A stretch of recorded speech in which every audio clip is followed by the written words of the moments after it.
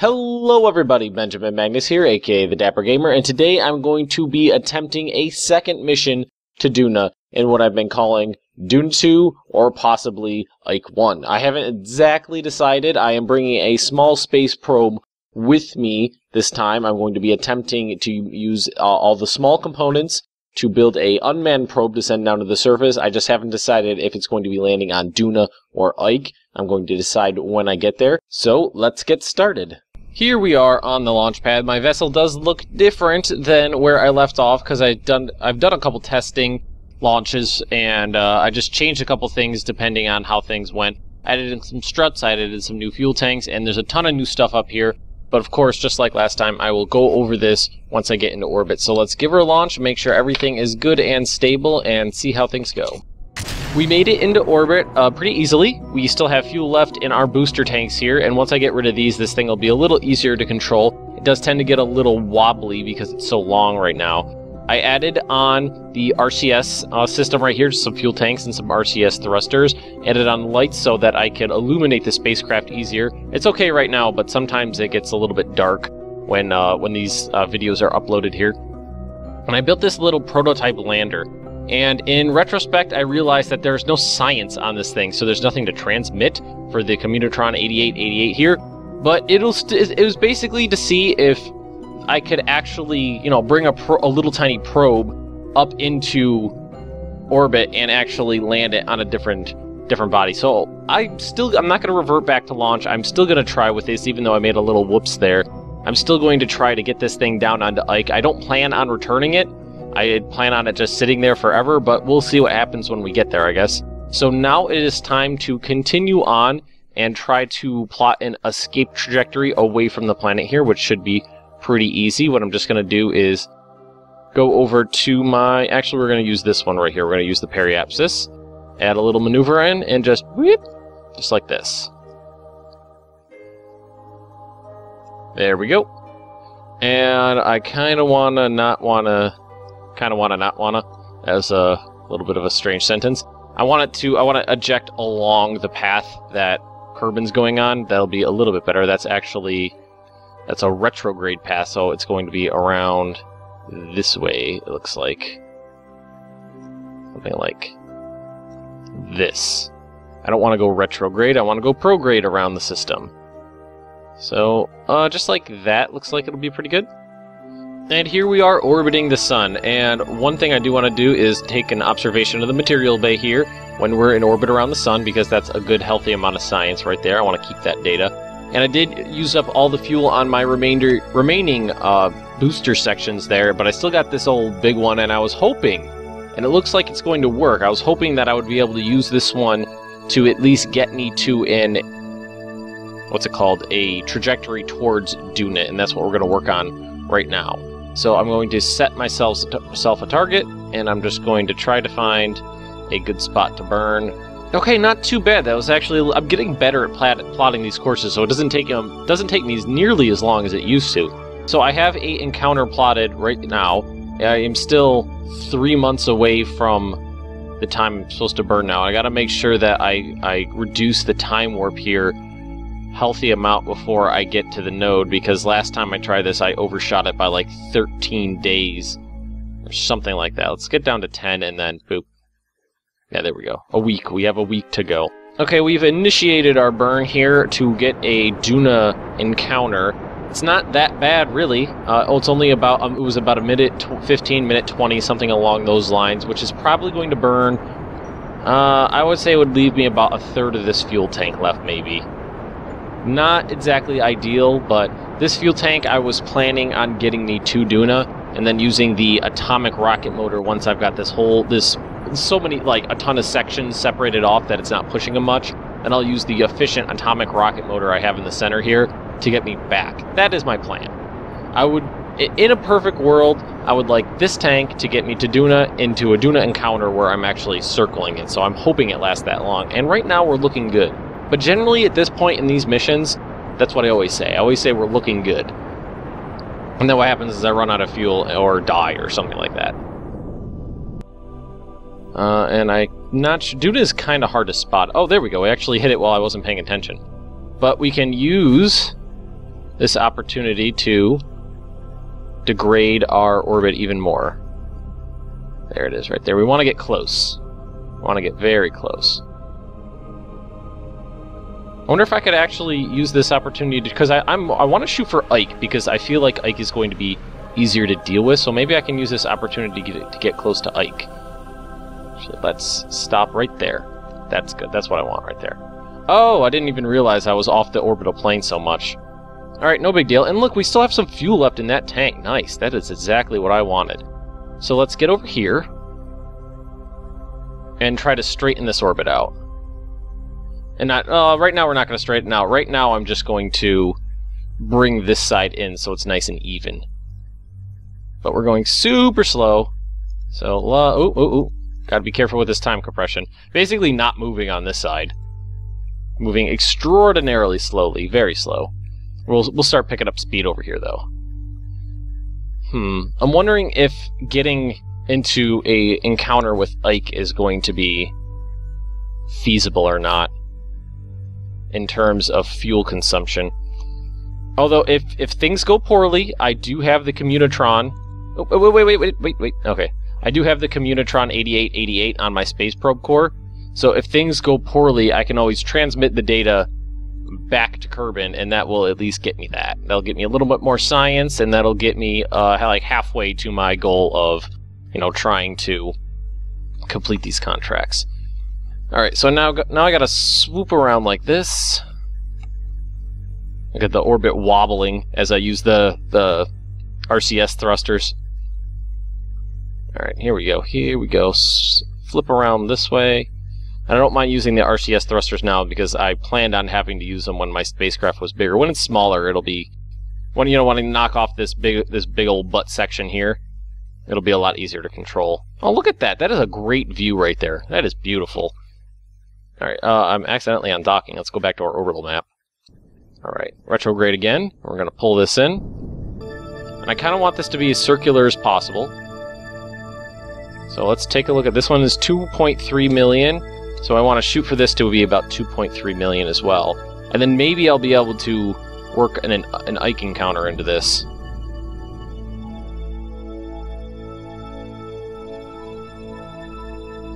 Is that an Ike encounter right there? By accident? That is! I accidentally have an Ike encounter. It's a very narrow one. Let's see. This encounter... or this is the Ike encounter at 4 hours 36 minutes for... okay, that's plenty of time. Nice! I accidentally got myself an Ike encounter. So while I'm still in orbit around Duna here, we'll... oh, not that one, this middle one here. We're going to observe the material bay. There we go. Keep that data. I thought it would be polar, and it is relatively polar. See, it should be right there. There she is. And now that we're around Ike, we're going to take this guy right here. Oh, no, not lights. Oh, come on. There's too much crap on this. I can't see. I'm having trouble clicking. Observe material bay. There we go. Grab that, and we have one of these. So we're going to observe the mystery goo. Got that. And there is still a little fuel left in this tank. Excellent. Now what I think... I don't want to burn too much more fuel messing around with this, so I think I might try to do is... I'm not sure if it'll work. I was thinking about dropping the probe when I get to about here, and then seeing if I could plot it a... yeah, I think I'm going to try that. Let's get up to our periapsis, the lowest point in the orbit, and then drop the probe and see if I can get a landing with it. If I can't get a landing, no big deal. It's a cheap probe. It's just there as a prototype, basically. And then what I'm going to need to do is try to plot myself a return course to Kerbin. This is going swimmingly so far. Alright, we're almost there. We are almost there. So now what I need to do is use this, decouple. There, we left the probe. Now I want to... ah, here we go. Now I'm controlling my probe. Here we go. Here we are. I need to activate all the engines, and I'm going to go through and activate them. There we go. And activate the engine, activate the engine, activate the engine. I don't know how... I've never used these little engines and all these probe components, all the little ones before, so I don't know what like fuel consumption is going to be like. I could have not anywhere close to enough fuel to make this thing work. I have no idea. Let's put the gear down, just in case. There's the gear. Okay, and now we're going to hit the engines a little bit and try to degrade our orbit. I'm just tapping them, because I don't know what... Yeah, the fuel's starting to go down. These are... I may have been done better with this if I had done it with another section of fuel, but we'll see. It's doing okay. It's doing okay. I actually might be able to land this on Ike here. That would be spectacular. Yeah, this thing is so light, and we're in a vacuum that even with these little engines on it, I barely need to tap them to get it to work correctly. And this is a little uneven here, which I don't like. But hopefully we'll be okay. Let's just make sure we're going extremely slow, because I don't want to bounce. 4 meters per second is not too bad. I want to make sure I don't bounce at all.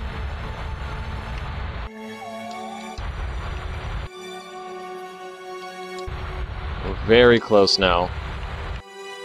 Going off to the side a little bit. Oops. I'm making myself a little nervous here.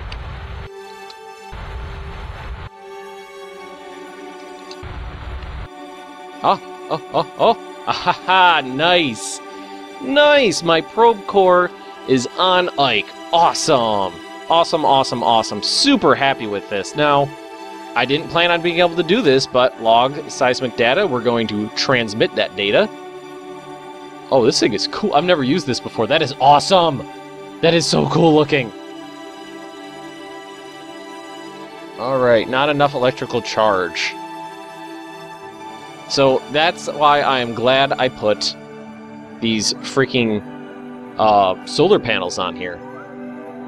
I'm really happy I put these solar panels on here, because I didn't know how much electricity this thing would end up using, and it turns out it's a lot. So there's a battery and these solar panels, and I'm going to do the seismic data, I'm going to do the temperature, and I'm going to do the pressure here, and transmit them all, which is going to take a little bit because I'm going to have to wait for it to keep charging.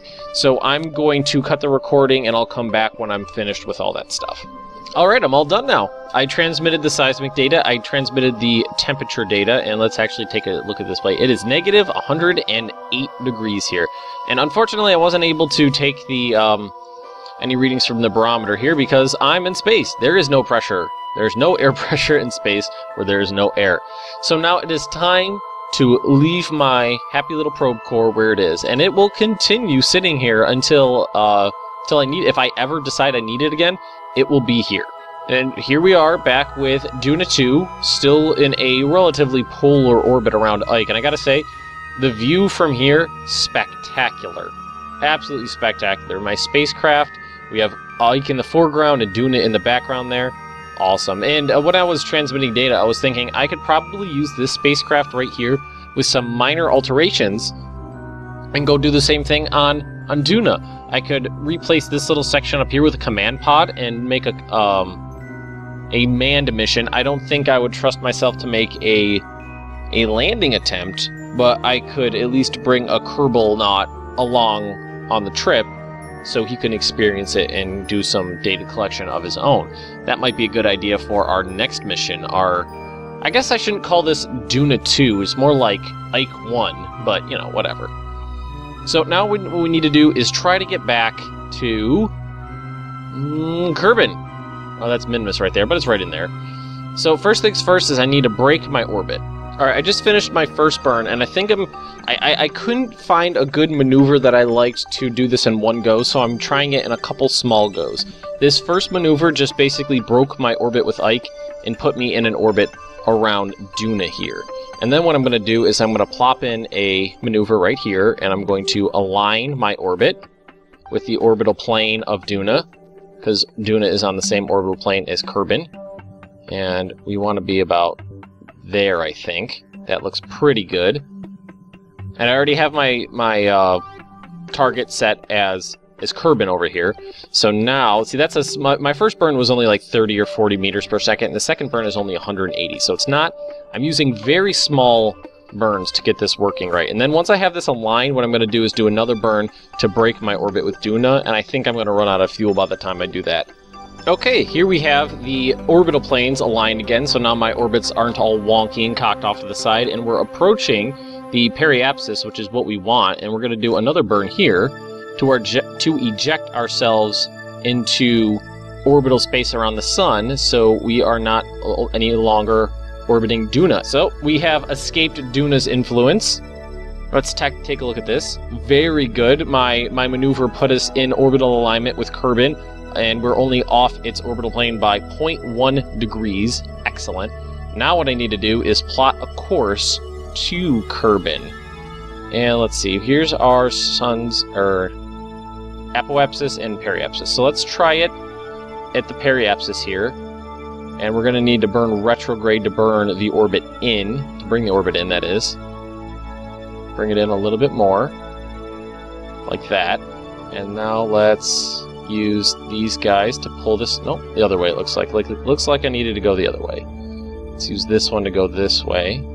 Okay, here we have it. This is an excellent Kerbin encounter. We have plenty of time to initiate a burn once we hit Kerbin's influence and slow ourselves down to get back into orbit. The question is going to be whether our atomic rocket motor has the, the fuel capacity to slow us down enough to get captured by Kerbin's atmosphere and degrade our orbit to a point where we are re-entering the atmosphere and can deploy our parachutes, or at least the atmospheric drag will slow us down a little bit, that is. And it's time to say goodbye to Duna and Ike. Duna, we will be revisiting you, and I'm sure I'll revisit Ike at some point as well, so I can put a Kerbin down on its surface. That would be amazing. But right now, it's time for a shit ton of time compression, because I need to wait a year and 72 days. Okay, we're approaching our node right here. We're just a few minutes away from it, and I tend to forget to do it, so I'm going to move my nose over to the correct direction, correct inclination here, so that I don't get to my node and waste time flipping my spacecraft around. And I gotta say, I am shocked, absolutely shocked, that I managed to get as far into this mission as I have with this big old booster engine left on the back here. I did not think it would last nearly this long. So let's turn off these thrusters, turn our SAS module back on. And this spacecraft's hard to control because it's so long, and part of the reason that is I put the RCS and the SAS nodes up in the top here because I expected this to be gone a long time ago. So there's basically no control surfaces through the back, like 60% of the spacecraft right now. Let's see, we're 2 minutes away, just a little bit more time compression will do the trick. There we are. And let's give it a go. And this engine is going to flame out right there. Oh, I thought it just flamed out. No, it was just the audio when I was switching views. So, what we need to do is we can use the decoupler, just like that. And now we can use this atomic rocket motor. Turned it on right there, just like that. And let's thrust up. And here we go. Now, the atomic rocket motor requires long burns because it is low thrust but low fuel consumption as well. So what's going to happen is I'm going to have to burn for 2 minutes, but it's not going to burn nearly as much fuel as a different type of rocket burning for 2 minutes. So I think we should be good, and I'm going to have to speed this up because I'm not going to sit here and make you wait for 2 minutes while I complete this burn. The Kerbin encounter has arrived, and as you can see, it is pretty far out still. I mean, I am well outside the orbit of Magnus and slightly off the orbital plane, but it's nothing we can't fix. So all I'm going to need to do is, just like always, wait till we get to our periapsis here, which is 2 days away, because we want to do this efficiently as possible. There we go. Just hit the periapsis. We're going to... Oh, look, this thing's so much easier to control without that big ass on it. I don't even have the RCS thrusters on here. Point retrograde. There we go. Point retrograde, and we're going to initiate our burn. Almost got it coming around, and there it is. There it is. And I'm just going to keep going to bring in our periapsis here because I want to get it nice and close. Alright, we're re-entering the atmosphere right now, and I forgot to retract these panels. I don't want to destroy them if I can avoid it, so let's retract them right now before they burn up and they rip off. I think if I left them out, they'd burn up and rip off, I think. And I was planning on ejecting the atomic rocket motor when I was still in orbit, but now I guess I'll just wait until I've, gotten through the upper atmosphere here and we're a little bit lower. So let's just point ourselves prograde to make this nice and cool looking. Coming down to the atmosphere, we can turn the lights back on so we can see this a little more. I got plenty of electricity left to work with that. And this is, right now, tentatively, re-entering the atmosphere. I'm calling this a success. The only thing left to do is to land the probe core, basically, which is what I've been calling this part of my head, at least, the probe core, back onto the surface without damaging it. Let's get rid of the butt. We don't need it anymore. Let's decouple it. There we go. There goes our atomic rocket motor and the RCS fuel tanks. Don't need them anymore. Let's put down our gear because it's perfectly safe to do so. Oh no. Oh fuck. Oh, I fucked that up. Oh god, I fucked that up real bad. Oh, I can't believe I messed that up. Oh, I'm so fucking dumb. Oh shit. There are no batteries on the top half of this. The battery was that... Oh god, I put the battery below the decoupler instead of above it. God damn it. Fuck. I can't believe I did that. 99% of the way through this. And I actually could have avoided that if I had... And here we go. Oh, damn. Oh, look. A couple sections survived. 2 science capsules and the goo container survived. Wow, I can't believe they survived that. Okay, it's not a total loss. If I had deployed the legs and the parachutes before I decoupled them, it would have been perfectly fine. Or if I had put the battery above the decoupler, it would have been perfectly fine. So we recovered a little science from there. 50% of the value of our spacecraft. Now, how can we recover some of the debris?